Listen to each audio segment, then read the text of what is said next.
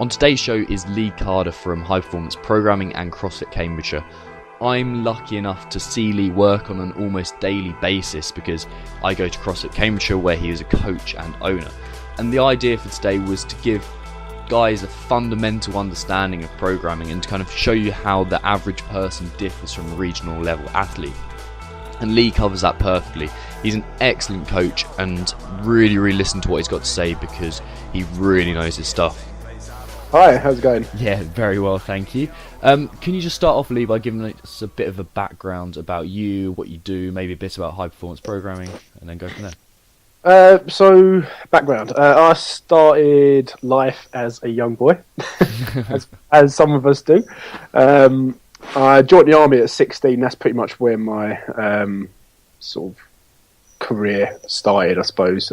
Before that, I did judo and rugby. I did judo at international level. So I was always around sports and stuff from the age of 3, going and ongoing and still going.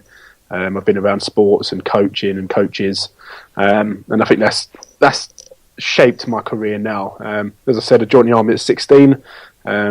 Did a couple of tours with Afghan and Iraq and a couple of other countries, and then around about 22, I think it was, I did my PTI course in the army, so my physical training instructor, and that was sort of when my real passion for fitness sort of kicked in, and I started learning and reading more, and doing some of my own courses and paying for it. And then I had my bosses asking me to write programs. The people that should be writing the programs were asking me to do them, and I just got into it from there, and that was the start of my programming career. And I got out of the army, decided that I wanted to do that full time. Opened a gym called CrossFit Cambridgeshire, located in Cambridge, central Cambridge, which is doing really well. And then I met a guy called Tom McPartlin, my business partner, for high performance programming, that is. And he had a real interest in fitness and programming. And we were always talking. I was training him for a little while in personal training. And we were always talking about training and programming and the different ideas based around it. And then we started doing it for others, and we both took on an athlete each. One was ex-regionals level, and she wanted to get better and better and better and keep improving, and the other one was a very good national level competitor, but it wasn't quite on regional level. So we started our company called High Performance Programming from there, and from then it's just grew. We've got a big mix of your normal day-to-day recreational athlete and the guys and girls that want to take it really seriously and focus on CrossFit as a sport. And that sort of brings us to today, really. Yeah, nice. So what is it about programming that interests you in particular? For me, it's the progression. I like to see on paper set progressions going through things, whether that's for movement or for strength or for different energy systems. I like to see there's a progression going forward, and how that then relates to the athlete, and seeing the progression on paper and then the athlete progressing along with that is really quite interesting for me, and how you can just see it happening and you can plan it all out. And obviously it doesn't always go to plan, and you have to be able to cater for that, but it brings up different issues, and you can attack them when they arise, and which they inevitably do, because no plan survives first contact, unfortunately. And yeah, I think that's really it. It's the progression that I like, and the way you can help an athlete. Yeah, definitely. How does the because obviously the traditional method of CrossFit or CrossFit programming is not very well. If you take it one way, it's not very progressive. It's not very structured. There's not very many mesocycles or anything like that involved. So how does that conflict with how you do things? Well, the CrossFit programming is its own program this way.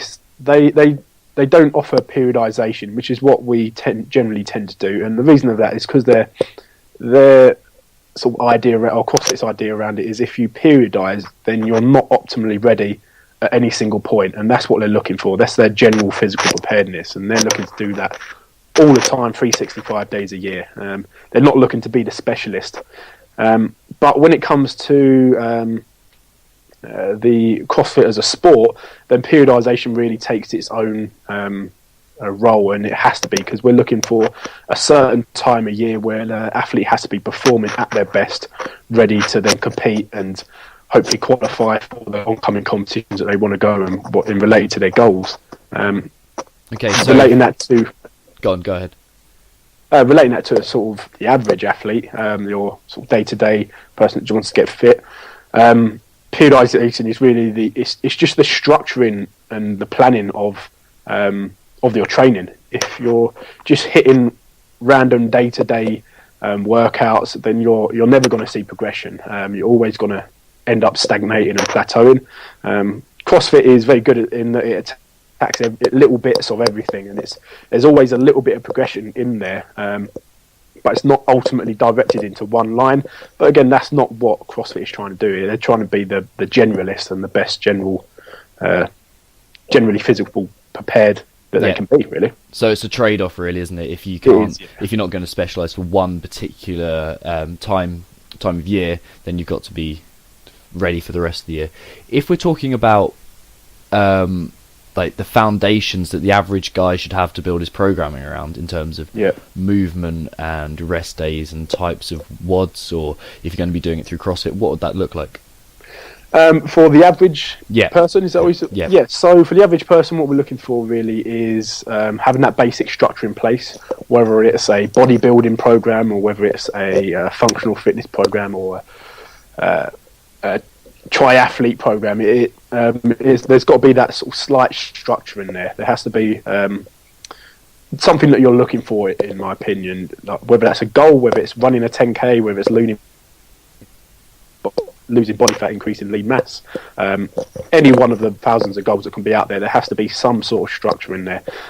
So for instance, if your goal was to lose body fat, increase mass, we're probably going to look to have a couple of aerobic sessions in there, where we're looking to build your aerobic and cardiorespiratory endurance, so that you can ultimately train more. There's going to be a couple of strength days in there. There's going to be a couple of aesthetic hypertrophy bodybuilding type days, and then there's going to be variation within that, and the variation is going to come from different rep schemes, different movements, but there's going to be the general structure in there. That's generally what it's going to look like. Okay, so when does the traditional CrossFit model work well for people, and when does it start to limit their progression? But generally, that's a good question. Really. It's the first phase. It's the first point where it's weird, because it's kind of like the first point and the last point. So you'll see for the average guy, the initial 6 months to a year, can even last into 2 years. They're constantly adapting. They're constantly getting better, and it's only when they start to slow down and start to see plateau, then periodization really comes into play as well. But on the other end of the scale as well, for the elite level athletes that are doing this as a sport, when you're at a point where you're at the CrossFit Games, you have to be practicing the random stuff, because you can't program for the CrossFit Games. You just have to be ready for anything. So you have to let the chaos reign, really, and you have to throw in workouts that you're not going to expect. Sometimes you're going to get that not stupid programming, but it's dumbed down, I suppose, where you're going to have things like deadlifts and heavy cleans straight afterwards, but you've got to be ready for that, because being ready for anything is the idea of CrossFit. Yeah, that's interesting, isn't it? That and that explains why you hear a lot of, for example, Jason Kleeper and Froning, for example, saying that I just train CrossFit, and I think people see that thinking that they have to train CrossFit to get to that level, but they don't see the years and years of traditional hypertrophy work that those guys have done beforehand when they're just meatheads.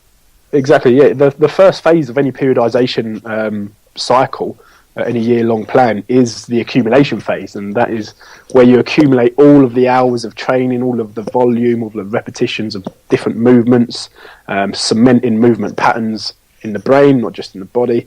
That's when it happens, and these guys have done that for years.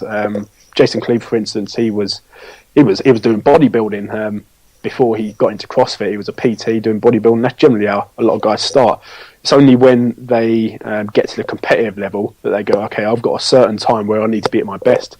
I'm going to do my accumulation phase, then I'm going to do my specific prep phase, then I'm going to do my competition phase, then I'm going to do my specific competition phase, and then I'm going to peak for the CrossFit Open, and I'm going to get to regionals. And depending on what type of athlete and where you sit on the sort of elite to novice, it's going to depend on what your programming would look like. Okay. Yeah, so when does that start to change there? When does it start to, or is there a set level when you think, actually now I have to start periodizing, or is it just when you stop making progress? It's really all to do with your goals and what your goals dictate. So if your goal is to run a marathon, then there's probably there's sort of research would say that increasing too much mass is going to slow you down. So going on a massive strength cycle might not be the best thing for you. Obviously, we need to have that base of strength, but doing a bit more endurance work, just making sure that your program supports your goal and doesn't sort of take over, if that makes sense, is the key. Of course. And kind of a bit of a left turn, but is there a risk of overtraining and, well, I suppose under recovery in the average person doing like going straight into their first CrossFit month or whatever?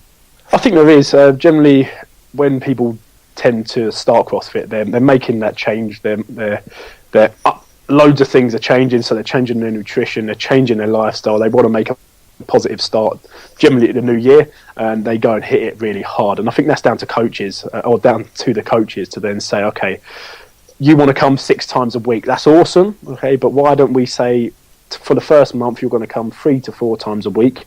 One of those sessions is going to be a nice and easy one, and you're going to put the other 2 hours into your nutrition and into your recovery. I think that's the key, and it all comes down to working the coach and athlete relationship, and working with your athlete and saying, okay, you're coming too much now. There's going to be a risk of overtraining and burnout and an overreaching. And not saying that that's always a bad thing. There are times when athletes do need to overtrain. They do need to overreach. But that's for a given stimulus and a given response. But I really think it's that coach-athlete relationship that helps. Yeah, definitely. Guide especially the newcomer to fitness. And if you are a newcomer, I think that getting a good coach is key. Do the research, have a look at different gyms, make sure that your coaches that they're well versed in different areas of fitness, that they've got a good idea of nutrition, a good idea of programming, and even better, a good idea of movement, how you should be moving correctly, because that is going to ultimately decide whether you get injured or not, really. If you've got good movement, then you're less likely to. But again, on the other scale, bad movement doesn't always cause injury. That's one of the things that I've learned over the years. You see people lifting with rounded backs every day, and on like in general life, lifting heavy things, and then you get the athlete that's lifting with a perfectly flat back, and they pop a disc somehow, and bad movement doesn't always cause injury. Yeah, there are always those freak occurrences, aren't there? Exactly, yeah. No, I really think the coach-athlete relationship is a massive... It's probably 80%, especially of a newcomers. It's 80% of their success, really. Whether they stay in fitness or not, I think really comes down to creating a good relationship with a good coach. Yeah, and I think that's just the basis of the difference between a good CrossFit box and a bad one. It's just that coaching and that relation. I've seen very few actually CrossFit gyms where they aren't bring that relationship on board, and it's quite nice to see, because obviously CrossFit gets that bad reputation, that there are so many people, CrossFit Cambridgeshire being one of them, where that interaction's there and everyone knows the coach and the coaches know the people. So it's nice to see that. Yeah, it's good. I think that's part of it. If you go to a CrossFit gym and they say to you, right, what's your name? And you're like, oh, I'm Joe Bloggs. They're like, awesome, when do you want to start? And you're like, okay, today. And they go, okay, jump in a class, get your kit. I think that is the point where you should be going, okay, I'm probably going to leave. I'm going to go and have a look at another gym. Whereas on the other hand, if a gym goes, right, okay, You're brand spanking new. Let's come in and have a chat for an hour. Let's get a consult. I'm going to get you doing some personal training first to make sure that I'm happy with your movement, that you're happy with your movement, and that ultimately you can act safely within a class. And the coach has to give some of that autonomy and that responsibility to the athlete, and the athlete has to be made accountable for their actions. Because if they don't, one, they're going to injure themselves. Two, they could potentially injure someone else. And three, they're ultimately going to end up stopping fitness, and they're not achieving their goals. Yeah, that's a very good point. And just from like my experience as well, so few people are properly in tune with the way their body moves and feels and recovers, that you need that very personal interaction to begin with in order to like properly facilitate some fitness. Yeah, definitely. Ensuring that, like, because no coach wants to coach a person that after 2 years they still don't understand how to squat. Like basic movements that every human should really know, and it's really giving responsibility to the athlete to take charge of their life, really, and take charge of their own fitness quest, as a better lack of a word, and say, okay, I need to make sure that I'm safe. I need to make sure that I'm moving well, because I know that that's going to impact heavily on my goals. Yeah, definitely. When it comes to guys that wanting to make that step up in competitive CrossFit or get into the regionals or something like that, what's the biggest mistake you see guys making at that point? Say that again, sorry? When guys are getting to the point where they want to start making regionals, or when they want to start progressing within the sport of CrossFit, what's the biggest mistake you see them making then? That's an easy one. It's blog programming. They go, okay, they move from the classes, they move away from that general physical preparedness, and like, okay, I need to get fit, and I need to get fit, I want to start competing. So they look online and they see that Joe Blogs, who's already at regionals, has posted he's done this workout from a blog program that some CrossFit athlete games CrossFit Games athlete is running, and they go, okay, it's working for them, it must work for me. And that's the point where holes get bigger, and they go, okay, they jump in on the middle of a program and that isn't designed for them, and they start doing loads of Olympic lifting. But what in actual fact, that person in essence, they're a really powerful athlete. So someone who, in their history, they've done the 100-meter sprint, they've done high-powered sports, they've been a weightlifter. But in actual fact, what they need to be doing is loads of aerobic work and loads of gymnastic conditioning, and that's what's going to get them to the games, or get them to regional, should I say. And they tend to go down these rabbit holes without realising, and by the time they do realise, it's too late. That's when they've wasted money on nutrition, and not that you can waste money on nutrition, or not put their finances into the correct path, and they've paid for this blog, and it's got them better because they're training, they're getting fitter, and they're getting healthier, but they've left it too long to now work on these goals. And when they go and take on an individual coach, and he says, right, you've got a 200 kilo clean and jerk, but you can't run 400 meters without getting out of breath. I think there's something wrong here. I think we're going to have to do loads of running and or loads of aerobic conditioning. And they go, I don't want to do that. So they don't put the time in. They miss workouts, and time goes by, and eventually it's too late for them to get their original goal. Yeah. And I've personally been guilty of that. Like, I went from classes and just doing that kind of thing to following a blog naming no names, and it was just the volume that got me. It was going from not having that, having a pretty good base fitness, to training twice a day, and unsurprisingly it ruined me. Pick up an injury. And a lot of the time, like, blogs, they're good in that they provide some direction, but they're only the strong survive. The Bulgarian Method, which is a weightlifting program that developed in Bulgaria, and it was essentially, they've taken 1,000 athletes, and the person who survives that after a 4-year cycle is the Olympic gold medalist, and that's one person, that 1 out of 1,000 person, that 1% survives that program. And they're the resilient ones. They're the ones that move well, and in terms of CrossFit, they're the ones already at the CrossFit Games. Yeah, that sounds like a great idea, doesn't it? It's great odds, 1 in 1,000. Exactly. But when you've got a huge talent pool of people, and all you're looking for is, well, I say 10 gold medals in a competition, that's a great way of doing it. Only the strong are going to survive, and you don't have to waste your time with them again. You can say, okay, I've got my 10 elite squad players. Now I'm gonna focus on them. It's a very brutal way of doing it, but well, I suppose it works for them. It does. It's only the strong survive at that point. But with that type of programming, you do miss out on people. You miss out on someone that could be hugely talented. They might be young and slightly underdeveloped, but give it a year or two, they might put on a load of weight, hormones might kick in, and their strength goes through the roof. And then 2 years later down the line, that late developer could have been great. But they've done this blog program, they've got injured, and it's set them back 5 years, and they ultimately missed their chance to hit their sort of physiological peak, as the word. Yeah.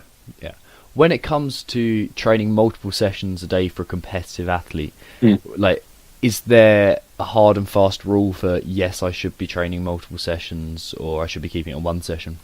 It depends on the athlete.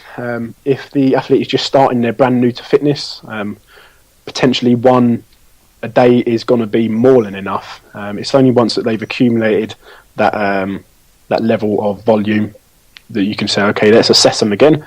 Let's put them through a couple of tests, and say you did. One of the ways I generally try to do it is when someone comes onto HPP, they do 2 to 3 weeks of testing, depending on, again, the level of the athlete and the amount of information they hold. We do 2 to 3 weeks of testing. If I then test them 6 months, a year, however long down the line, I might put that 3 weeks of testing into 2 weeks and into 1 week. And if they come out of that 1 week and they've done 3 weeks of condensed testing, they go, yeah, I feel great, I feel fine. You're like, okay, this guy's ready to move up a level, and he's now going to start training 3 times a day, 2 times a day, 10 times a week, and then maybe putting it into a bigger cycle. Instead of working over 7 days, they're working over 10 days, and you're just cramming the volume in there, working on different things. All right. And are those different sessions going to have different emphases? So is it going to be like one could be just a lifting one, or are they just, at that point, is it going to be more pure CrossFit in each session? It depends on the phase that they're working in. Okay. If it's a CrossFit athlete, if they're in their pre-competition phase, so they're let's say 6 weeks, 2 months out of a competition, they're going to be doing a lot more CrossFit specific stuff. We would have put the time in on different skills like multiple linked muscle ups, barbell cycling, and then we're going to phase that into different CrossFit workouts. They're going to be pushing quite hard, and as it gets closer and closer to the competition, you're going to be really asking them to dig deep, really getting the most out of them. And then say 2 weeks out of the competition, we're going to taper off slightly, allow them to recover, allow the recovery processes in the body to happen, and then hopefully on the day that they're ready to go and they're peaked at their best. And that peaking cycle is something that is also practiced ideally further, or a long time before the competition day rolls around, so you know how that person reacts to that high intensity training. On the other hand, you might find in the start of the year, depending if the athlete needs to put on a load of weight, you say they're 60 kilos wet through, they can't move like their double body weight in a deadlift. This is something that they need to do for a competition. I need to put 20 kilos of lean mass on them. They're going to be doing a big hypertrophy phase where most of the sessions are going to be slightly higher repped, slightly heavier weighted, very compound, and very generalized. So they'll be doing that GPP phase, which is essentially CrossFit, but they'll be following cycles within that. So they'll be doing some strength cycles, some Olympic lifting cycles, and blocks to make up that accumulation phase. Okay. Something that you mentioned to me is the effect that events outside of the gym are going to have on your training and vice versa. So could you just go into that a bit, please? Yeah, so the events outside a gym, like competitions and other stuff, and generally what's happening in your life is all going to have an effect on your training. Stress is stress. Your body doesn't recognize or differentiate between life stress is like your work is going crazy, your boss is always on at you, or your wife or your husband is going mental at you. They've been throwing plates at you the night before, and then you come into a session in the morning in the gym and you're like, right, I'm ready to train, and then you start lifting and you feel like death and you're like, oh, I wonder why. I haven't trained that much in the past couple of days, but those life stresses are all accumulating, they all add up, and that all plays a part in does your athlete end up overreaching and overtraining or under recovering, or do they end up succeeding? And making sure that the athlete on the front end, especially coming into HCP, has got those in line, or got those priorities and got your goals in line is a huge aspect for developing success. Yeah, of course. What's like steps and measures do you go to enable your athletes to have the best chance of coping with the outside stresses? So firstly, when they first come onto us, we'll have a phone call. We'll go through a few questions, just asking about them, finding out a bit more about them, some loose goals with them, so what they kind of want out of their training with us, and that ultimately their commitment to it and how much they can commit. Once that's done, we'll then go into a Skype consultation. Generally lasts about an hour. We'll go a little bit more in depth into their life. So, for instance, we'll probably spend the first 15 minutes just letting the athlete talk about their life, about different stresses, what they've got going on at the moment, what they've got coming up, what they've done in the past, and just generally trying to find out about that individual, because that will tell you a lot about what's going to happen in the next in the phases of training that are going to come up. Once that consult's done, we'll then go into our testing phase. That will constitute generally physiological tests, energy system training tests, depending if they're in person or they're remote. They might go through some body composition tests, some anthropometrical tests. So we'll find out limb length, whether they're going to be a great weightlifter or not. That's all going to play into it, and how we then develop that athlete. Once that testing phase is over, we'll have another Skype call or in-person consult, and we'll discuss the plan of action for the upcoming phases. If an athlete is overweight and they just want to get fitter, then we'll go, okay, let's attack the nutrition side of things, and we'll put them onto our nutrition coach and say, okay, this guy we need him to lose some weight, need him to drop some body fat, but we don't want him to lose any strength. And then we'll work with the nutrition coach to come up with a plan of action for that, and then how that will impact the training. And then ongoing, we'll have regular Skype calls to make sure we're keeping up to date through the system that we use, which is the Fitbot, really great system online. We'll get constant feedback on results, and we'll always have a log of what's happening with their training. If an athlete is someone that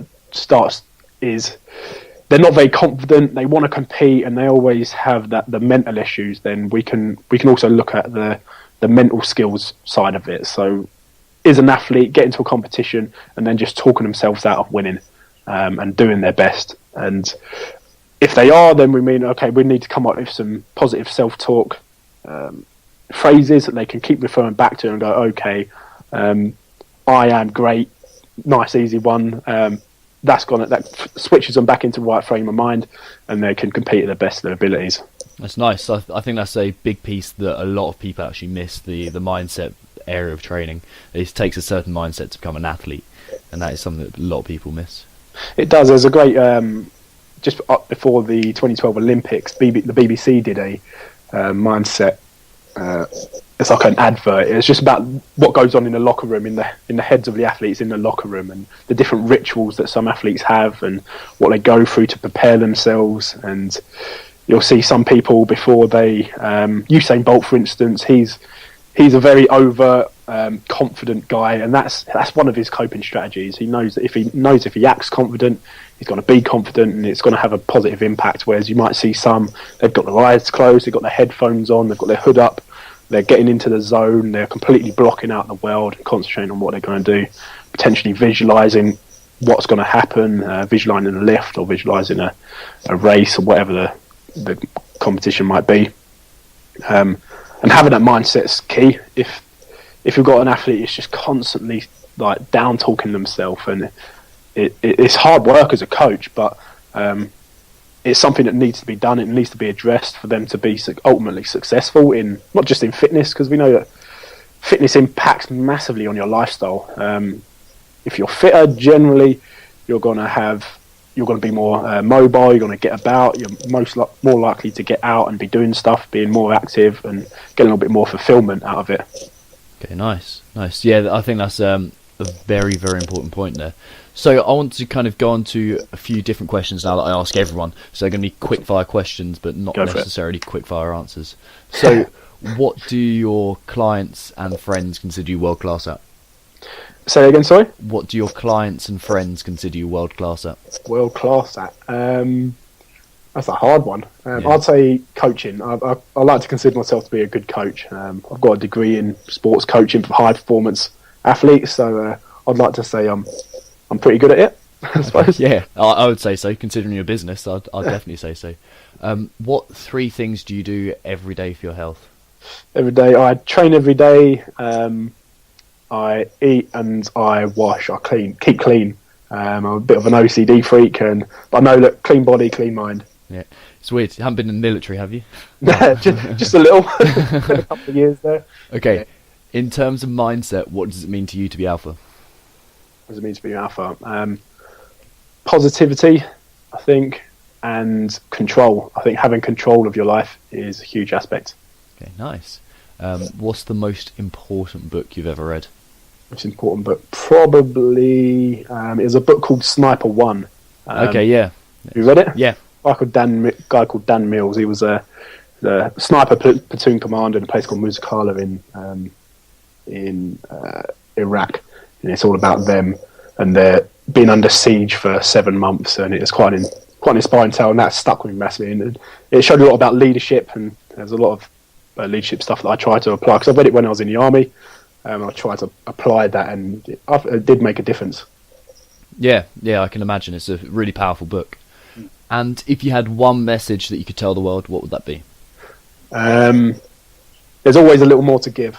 I think that's one of my positive self-talk phrases. If I'm going hard on a workout, and everyone's been there, you on a run, whether it is, and you're like, I just can't give up. I can't keep going. And if you tell yourself, well, there's always a little more to give, you can push yourself a little bit further than you think you can. I've used that a fair few times, both in fitness, in work, and in other undesirable situations that I've been in. No, it's nice. That's a good one. It's a really good one. Okay, so where can people find out more about what you do, HPP, maybe CrossFit Cambridgeshire as well? Yeah, HPP, we have a website. It's www.highperformanceprogramming.com. You can also contact us through our email, which is info@highperformanceprogramming.co.uk. So I just said .com, didn't I? So yeah, it's highperformanceprogramming.co.uk. We are on Facebook under High Performance Programming, also on Instagram at High Performance Programming. CrossFit Cambridgeshire, you can contact us on our website, crossfitcambridgeshire.co.uk, and also via email at info@crossfitcambridgeshire.co.uk. And we're on Facebook, Instagram, Twitter, social media, you name it. We're on it. Good stuff. Right, thank you so much for that, dude. It's a great interview. Cheers. Excellent. All right, thanks, man. Bye. Cheers. Thank you for listening to another episode of the Alpha Movement Podcast. 2 things to remind you of. Firstly, on Thursday, 3rd March, 8 o'clock in the PM, we have Hacking Your Health in Limited Time, getting disgustingly strong, fit, healthy and confident with minimum time invested. This is my workshop on how to get the most out of your training and nutrition if you have a very small amount of time to invest. Really recommend it. And the second thing is I've still got a 21-day free plan out there where we're going to put the foundations into your health by transforming your fitness and your health, your nutrition, and most of all your mindset. So if you're interested in either of those, I'll put links in the show notes, but you can head to alphamovement.co to find out more. If you want to revolutionize your body, mindset and health, head over to facebook.com/alphamovementofficial or alphamovement.co, where you will get exclusive content and be kept in the loop about upcoming guests. I'm always looking for people who have inspiring stories about fitness, mindset and what it takes to be alpha. If that sounds like you or someone you know, you can send your story to tom@alphamovement.co. This is a movement redefining what it means to be alpha through revolution of mindset and mastery of the physical body.